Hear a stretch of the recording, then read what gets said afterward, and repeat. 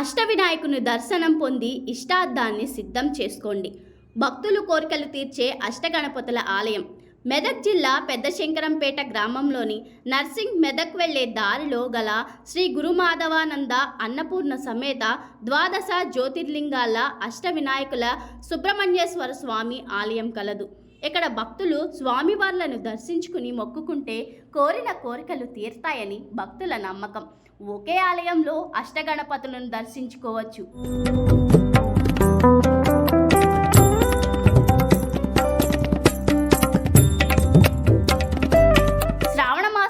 ప్రత్యేకమైన పూజలు జరుగుతాయని భక్తులు పెళ్లి రోజులు, పుట్టినరోజులు తమ గోత్ర నామాలతో అర్చన చేయించుకుని స్వామివారిని దర్శించుకుని పూజలు చేయించుకుంటే కోరిన కోరికలు తీరుతాయని ఆలయ కమిటీ సభ్యులు కొత్త ప్రభుల గుప్తా మరియు ఆలయ అర్చకులు మఠాధిపతి రాజ్ కుమార్ స్వామి తెలిపారు.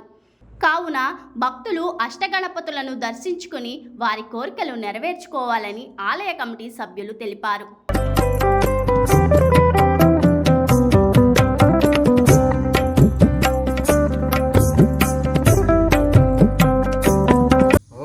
गणेशार्दगुरुभ्यो नमः। वागर्धाभिव संपृक्तो वागर्धा प्रतिपत्ते जगतो पितरो वंदे पार्वती परमेश्वरौ।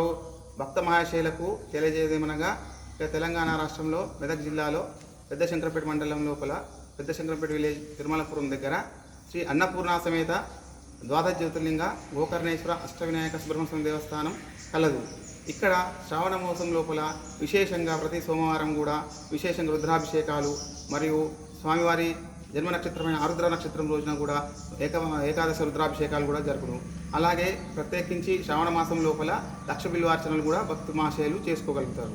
మళ్ళీ అట్లనే ఈ ప్రత్యేకంగా ఇక్కడ ఏంటంటే శ్రావణ మాసం లోపల నాగుల పంచమ సందర్భంగా కూడా మనకు జంట నాగులు సంతానం లేని వారు కానీ వివాహయోగ్యత లేని వారు కూడా ఇక్కడ సుబ్రహ్మణ్య స్వామి ఉన్నాడు. విశేషంగా కూడా అర్చనాదులు అభిషేకాదులు చేసుకోవడం వల్ల వాళ్ళకు శుభం కలుగుతుంది. అలాగే అష్టవినాయకులు మనకు ఇక్కడ తెలంగాణ లోపల కూడా లేదు. పూణే రాష్ట్రంలో సమీప గ్రామాల లోపల 8 వినాయకులని ఇక్కడ ప్రత్యేకించి 8 అష్టవినాయకులు కూడా ఒకే ఆలయం లోపల వెలిసి ఉన్నాయి. అక్కడ గోకర్ణేశ్వరుడు కూడా వెలిసి ఉన్నాడు. అట్లా శ్రీ గురుమదానంద స్వామి కూడా ఇక్కడ వెలిసి ఉన్నారు.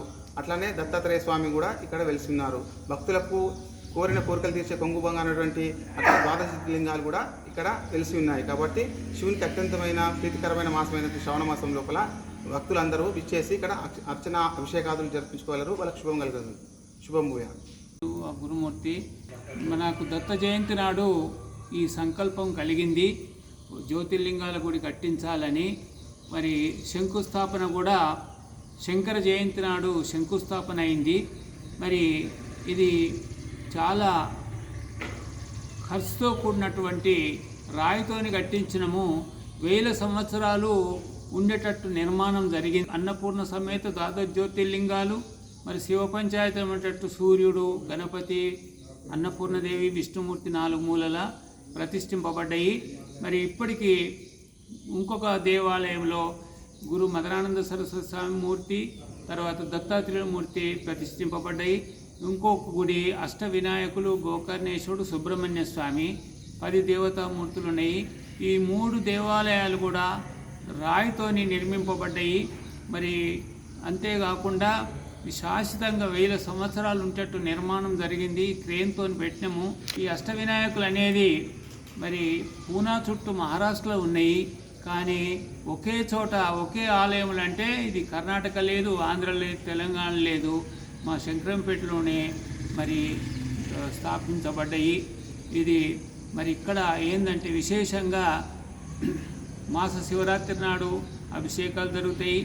తర్వాత శంకర చతుర్థి నాడు కూడా గణపతికి ఉపవాసాలు ఉండి పూజలు జరుపుకుంటారు. మరి సుబ్రహ్మణ్య స్వామికి సంతానం కావాలన్నటువంటి వాళ్ళు కానీ వివాహం కావాలనేటువంటి వాళ్ళు కూడా మరి సుబ్రహ్మణ్య స్వామికి మంగళవారం అభిషేకాలు జరుగుతాయి. గత సంవత్సరం కూడా 4 మరి ప్రతి సోమవారము మరి విశేషమైన పూజలు అభిషేకాలు భక్తులు అధిక సంఖ్యలో పాల్గొంటారు. శనివారము, సోమవారము, మరి మాస శివరాత్రి, మరి అంతేకాకుండా ఏకాదశి ఇటువంటి పవిత్రమైనటువంటి మరి దినముల లోపల ఇక్కడ పూజలు జరుగుతాయి.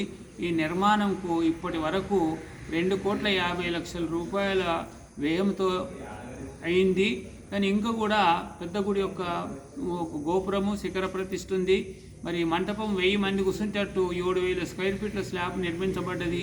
దీనికి సిమెంటు వేసేది ఉన్నది, కింద బండలు వేసేది ఉన్నది. మరి ఇంకా కూడా భక్తులు మరి ఇక్కడ కోరికలు నెరవేరుతున్నాయి. భక్తుల యొక్క సహకారంతో మరి ఇది పూర్తి చేయాలనేది సంకల్పం ఉంది. కాబట్టి విరాళం ఇచ్చే దాతలు త్వరపడి అధిక విరాళాలు ఇచ్చి ఈ శ్రీ గురు మదనానంద అన్నపూర్ణ సమేత ద్వాదశజ్యోతిర్లింగాల అష్ట వినాయకుల సుబ్రహ్మణ్య స్వామి దత్తాత్రేయుల మందిరం క్షేత్రముకు అభివృద్ధికి సహకరించాలని పదే పదే కోరుతున్నాం. ఓం నమః శివాయ. ఇక్కడ పెద్ద శంకరంపేట మండల్, పెద్ద శంకరంపేట విలేజ్, ఇక్కడ అష్టదశ వినాయక మండపం మందిర్, శివాలయం, అలాగే మానంద సరస్వతి గారి యొక్క గుడి మందిరం కూడా ఇక్కడ చాలా బ్రహ్మాండంగా ఉన్నది. మేము ఎప్పటికిక్కడికి వస్తూ ఉంటాం. మా గ్రామం నుండి కానీ ఇక్కడ ఇతర చుట్టుపక్కల ప్రాంతాల నుంచి కూడా చాలామంది ప్రజలు కూడా వస్తూ ఉన్నారు, భక్తులు వస్తూ ఉన్నారు. ఇక్కడ ఎంతో ఆనందకరమైన వాతావరణం, మంచి ప్రకృతిగా బాగున్నది. ఇక్కడ ఎటు చూసినా కూడా బ్రహ్మాండమైన గుడి ఇక్కడ నిర్మాణం. ఇక్కడ శంకరంపేట పెద్దవాళ్ళు మన ప్రజలు కూడా అందరూ కూడా ఇక్కడ వాళ్ళు ఇప్పుడు ఇక్కడ వచ్చినా కానీ గుడి నిర్మాణం గురించి చెప్తున్నారు. చాలా బ్రహ్మాండంగా ఉన్నది. గుడి నిర్మాణం కూడా రాబోయే తరాలు కూడా ఇంకా చాలా బాగా చేస్తామంటారు.